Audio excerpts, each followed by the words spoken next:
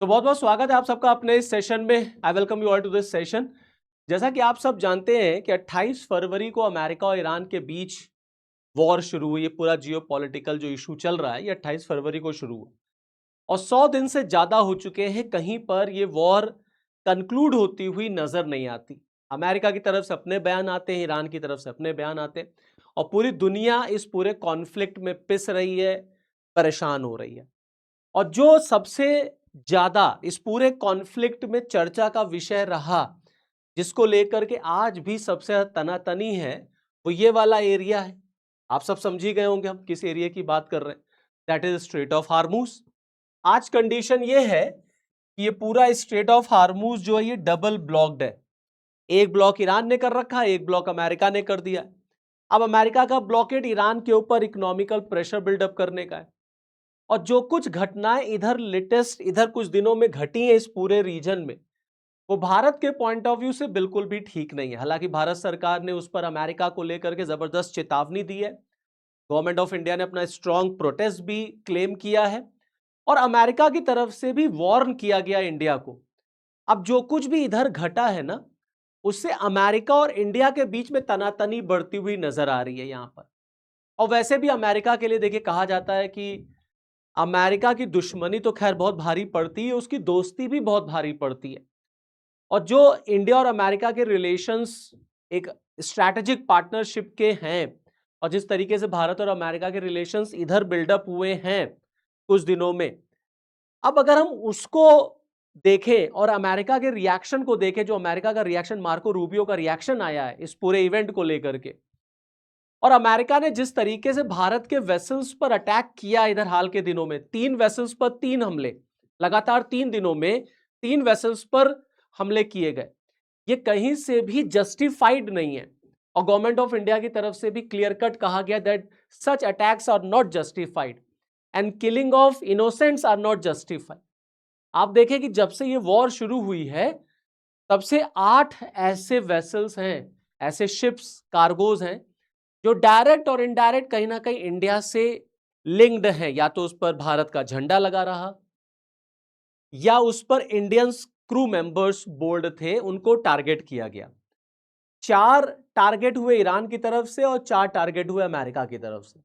और भारत ने, जब ईरान ने हमला किया हमारे वेसल्स पर, तो भी गवर्नमेंट ऑफ इंडिया ने बड़ा स्ट्रॉन्ग प्रोटेस्ट जो है वहां पे शो किया था। हमने बहुत स्ट्रॉन्ग रिएक्ट किया था। अमेरिका ने भी जब अटैक किया तो हमने अमेरिका के खिलाफ भी बड़ा स्ट्रॉन्ग रिएक्शन दिया है और साफ साफ अमेरिका से कहा कि भारत के धैर्य को, भारत के पेशेंस को आप प्लीज चेक ना करें। अब यहां अगर आप देखें पिछले कुछ दिनों में क्या हुआ, पिछले कुछ दिनों में आप सबने देखा होगा टीवी चैनल्स पर, न्यूज़पेपर वगैरह में काफी चर्चा में बना रहा ये कि हमारे 3 कार्गोस पर, 3 वेसल्स पर, ये भी तीनों डायरेक्ट और इनडायरेक्ट इंडिया से ही कहीं ना कहीं रिलेटेड थे। और इन 3 शिप्स पर 3 दिन में 3 अटैक हुए। पहला अटैक मैरीवैक्स पर हुआ, यह हमारा शिप हमसे रिलेटेड था। फिर एमटी सेतल बेलो, इस पर अटैक किया गया, इसमें हमारे 3 नेशनल्स की जान भी चली गई। और जो सबसे लेटेस्ट अटैक हुआ वो जलवीर पर हुआ। ये 3 अटैक जो अमेरिका की तरफ से किए गए, अब ऑब्वियस सी बात है जब अमेरिका की तरफ से ये किया गया तो भारत सरकार ने भी बड़ा स्ट्रॉन्ग प्रोटेस्ट दर्ज किया कि यार ये तो ठीक नहीं हो रहा है। क्योंकि हमने पहले से ही कहा है, फर्स्ट डे से, जिस दिन से ये वॉर शुरू हुई, इंडिया का स्टैंड बिल्कुल क्लियर कट है कि आप युद्ध में हैं, आप लड़ रहे हैं, आप लड़िए, बट देखिए आप सिविलियन इंफ्रास्ट्रक्चर को टारगेट ना करिए। जब ईरान ने ईरान ने यूएई के सिविलियन इंफ्रास्ट्रक्चर को हिट किया तो भी हमने प्रोटेस्ट किया। अमेरिका ने जब अटैक किया सिविल इंफ्रास्ट्रक्चर पर तो भी भारत सरकार ने रिएक्ट किया। और गवर्नमेंट ऑफ इंडिया ने right from the first day अपना स्टैंड क्लियर रखा है कि किसी सिविलियन को आपको टारगेट नहीं करना है, किसी सिविलियन इंफ्रास्ट्रक्चर को टारगेट नहीं करना है। और आपका वॉर है, आप लड़िए, आप भारत के शिप्स पर क्यों अटैक कर रहे हैं? अमेरिका से साफ साफ अभी इधर जो कुछ भी भारत के विदेश मंत्रालय की तरफ से हुआ है, हमारे विदेश मंत्री एस जयशंकर साहब की मार्को रूबियो से बातचीत हुई। और जब जलवीर पर अटैक हुआ था तो भारत के विदेश मंत्रालय ने, जो अमेरिका में यूएस एम्बेसडर है, उनको हमने सम्मन भी किया था, बड़ा स्ट्रॉन्ग प्रोटेस्ट हमने दर्ज कराया था। अभी मार्को रूबियो से गवर्नमेंट ऑफ इंडिया, हमारे विदेश मंत्रालय की तरफ से कहा गया that such killings are not justified. तो अमेरिका की तरफ से भी बड़ा स्ट्रॉन्ग रिएक्शन आया है। मतलब आई एम सरप्राइज कि अमेरिका की तरफ से इस तरीके से कैसे बयान दिया जा सकता है। ये क्या शो कर रहा है? क्या अमेरिका वाकई में इंडिया के साथ एक अच्छे रिलेशंस चाहता है कि नहीं चाहता, या ट्रंप आखिरकार में अमेरिका जो है वो इंडिया को लेकर के क्या सोच रहा है? कि कभी आप इंडिया के ऊपर टैरिफ इंपोज करने की बात करते हैं, कभी आप कहते हैं Modi is my best friend and all, कभी आप कुछ कहेंगे, कभी आप कुछ कहेंगे। अब आप देखिए जो रिएक्शन मार्को रूबियो का आया है, हमारे विदेश मंत्रालय की तरफ से कहा गया कि सच किलिंग्स आर नॉट जस्टिफाइड। ये जो किलिंग हुई है, जो इंडियंस मारे गए हैं इस अमेरिकन अटैक्स में, तो मार्को रूबियो की तरफ से वार्न किया गया है, इंडिया को वार्निंग दी गई है that the blockade violation will not be tolerated. जब भारत ने प्रोटेस्ट किया तो instead of showing any sympathy, कोई सिंपैथी दिखाने की बजाय आप भारत से कह रहे हैं कि such blockade violation will not be tolerated. मतलब जो ब्लॉकेड है अमेरिका की तरफ से, अगर कोई भी शिप उसको वायलेट करेगा तो अमेरिका उसी को जो है अटैक करेगा। मींस अमेरिका का मानना है कि जो भी शिप वहां से पास हो रहे हैं, they must follow the rules and regulation. उन्हें जो इंस्ट्रक्शंस दिए गए हैं उसी इंस्ट्रक्शंस के तहत चलना पड़ेगा और इंस्ट्रक्शंस को फॉलो करना पड़ेगा। और क्योंकि ये जो वेसल्स थे ये इंस्ट्रक्शंस को फॉलो नहीं कर रहे थे, तो हमने हिट किया। अरे यार, हिट करने के बजाय आप डिटेन कर लेते, आपने डायरेक्ट उनको हिट कर दिया और हिट करके आपने इनोसेंट लोग भारतीयों की जान ले ली, इंडियंस वहां मारे गए उस शिप पे। तो गवर्नमेंट ऑफ इंडिया की तरफ से क्लियर कट बड़ा एक जो है स्ट्रॉन्ग प्रोटेस्ट यहां शो किया गया। Such lethal action against commercial shippings are not justified. ये कतई भी जस्टिफाइड नहीं। आप लड़ रहे हैं ना, America, Israel and Iran, these three countries are at war. तो आप पूरी दुनिया को क्यों प्रॉब्लम में डाल रहे हैं? आप स्ट्रेट ऑफ हार्मूज पे आपने क्यों कब्जा कर रखा है? अब जो ये भारत के शिप्स पर अमेरिका अटैक कर रहा है, इसका क्या मतलब है? देखिए, भारत पर अमेरिका अटैक करके दरअसल ईरान के ऊपर साइकोलॉजिकल इकोनॉमिकल प्रेशर बिल्डअप करना चाहता है। वो भारत के ऊपर अटैक कर रहा है, भारत के शिप्स पर अटैक कर रहा है, डायरेक्ट और इनडायरेक्ट जो भी हमसे रिलेटेड है। तो वो कहीं ना कहीं ये मैसेज दे रहा है कि इंडिया जो है वो क्लियर कट अमेरिका की तरफ आए, अमेरिका की शर्तों को माने, अमेरिका की बातों को माने। जैसे पाकिस्तान बिल्कुल अमेरिका की बटरिंग करता है, जी हुजूरी करता है, ट्रंप के लिए नोबेल पीस प्राइज मांग लिया पाकिस्तान ने, ये सब भारत ने नहीं किया। तो अमेरिका को लगता है कि दैट इंडिया इतना स्ट्रांग, इतना बोल्ड कैसे रह सकता है। तो वो कहीं ना कोई रास्ते से वो भारत को हिट करने की कोशिश कर रहा है, whether that is through tariff और that is through such lethal attack on Indian vessels. तो ये वेसल्स पर अटैक करके ये दिखा रहा है कि अमेरिका की दुश्मनी देखिए अगर महंगी पड़ती है ना, तो दोस्ती भी आप समझ लीजिए कोई सस्ती नहीं पड़ती, दोस्ती में भी बड़ी कीमतें चुकानी पड़ती हैं। अब आप देखिए ट्रंप साहब का क्या कहना है। ट्रंप कह रहे हैं will not allow illegal oil shipping from Iran, US tells India. वो भारत से कह रहे हैं कि कोई इलीगल ऑयल शिपिंग जो है वो स्ट्रेट ऑफ हार्मूज से हम होने नहीं देंगे। मतलब किसी भी तरीके से ईरान को डील तक लाया जाए, और जो ये ईरान का तेल, oil consignment, oil ship straight of Hormuz से किसी भी तरीके से इधर उधर से गुजर रहे हैं, उसको हम बिल्कुल ना गुजरने दें, ब्लॉक कर दें, ताकि ईरान के ऊपर इकोनॉमिकली इतना दबाव पड़ जाए कि ईरान एट लास्ट किसी भी डील के लिए तैयार हो जाए, जो अभी तक वो तैयार नहीं हो रहा है। और ट्रंप इस वॉर में इतनी बुरी तरीके से फंस चुके हैं कि अब वो यहां से निकलना चाहते हैं। निकलना वो बहुत पहले भी चाह रहे थे, लेकिन वो निकल नहीं पा रहे।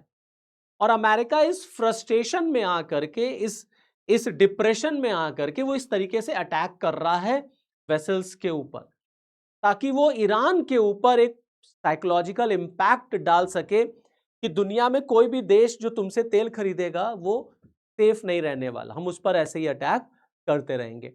अब आप देखिए, एक तरफ ट्रंप चिल्ला रहे हैं, कह रहे बस एक दिन में डील हो जाएगी, Iran is totally ready, Iran अब हार चुका है, ईरान की लीडरशिप खत्म, ईरान की इकोनॉमी खत्म, ईरान के पास कुछ है नहीं, ईरान ने कह दिया है कि हम न्यूक्लियर वेपन्स नहीं तैयार करेंगे, बस एक ही दिन में डील साइन हो जाएगी। दूसरी तरफ ईरान अब सारी बातों को कंडेम करता है कि अमेरिका जो ट्रंप जो कह रहे हैं वो सब गलत है। अब ट्रंप ने अभी देखिए क्या बोला है स्ट्रेट को लेकर के, will be permanently toll free. अब वो कह रहे हैं जिस दिन ये डील साइन हो जाएगी उस दिन स्ट्रेट ऑफ हार्मूज ओपन हो जाएगा, ओपन टू ऑल। ईरान कह रहा है कि वॉर के बाद स्ट्रेट ऑफ हार्मूज का नक्शा ही बदल जाएगा। स्ट्रेट ऑफ हार्मूज का जो उसकी जो पोजीशन है वो चेंज हो जाएगी, क्योंकि अब वहां से ईरान कह रहा है कि हम टोल कलेक्ट करेंगे, जो भी शिप जाएगा हम टोल लेंगे। ट्रंप कह रहे हैं कि जब डील साइन हो जाएगी ईरान के साथ तो जो भी आपका स्ट्रेट ऑफ हार्मूज है वो टोल फ्री हो जाएगा। तो दरअसल इतना ज्यादा कॉम्प्लिकेशन है इस पूरे मैटर पर कि अमेरिका को भी नहीं समझ में आ रहा है कि हमको ईरान वॉर को किस तरीके से आगे लेकर के चलना है।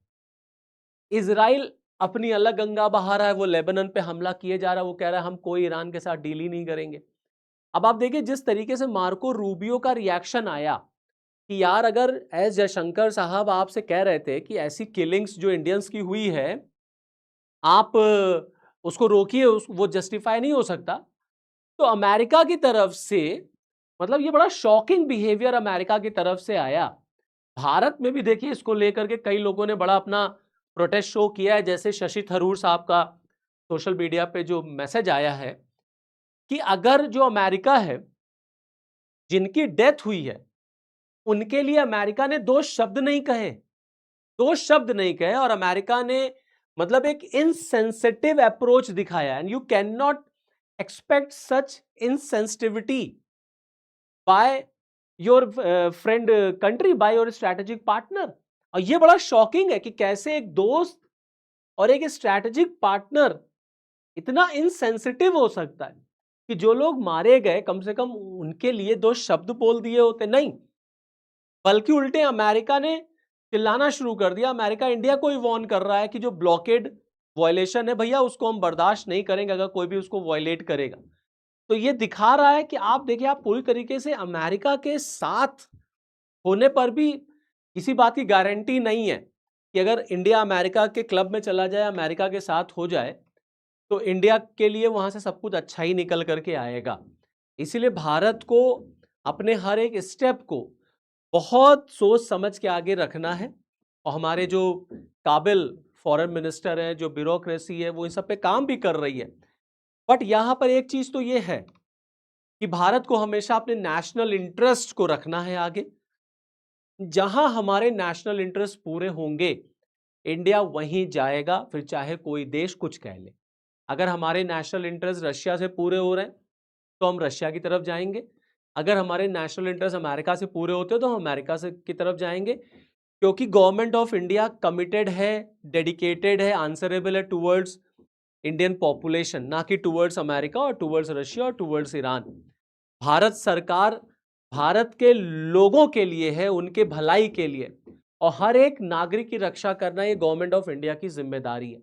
तो ऐसी जो किलिंग या जो अमेरिका इस तरीके से अटैक कर रहा है, दिस शुड बी स्टॉप्ड। और भारत को अगर हो सके तो मैं जयशंकर साहब से रिक्वेस्ट करूंगा कि अगर हो सके तो इससे भी बड़ा अटैक, इससे भी स्ट्रॉन्ग प्रोटेस्ट हमें अमेरिका के सामने दर्ज कराना पड़ेगा और कराना चाहिए। तो this is all from this video. Next video में आपके साथ फिर मिलूंगा, तब तक के लिए जय हिंद।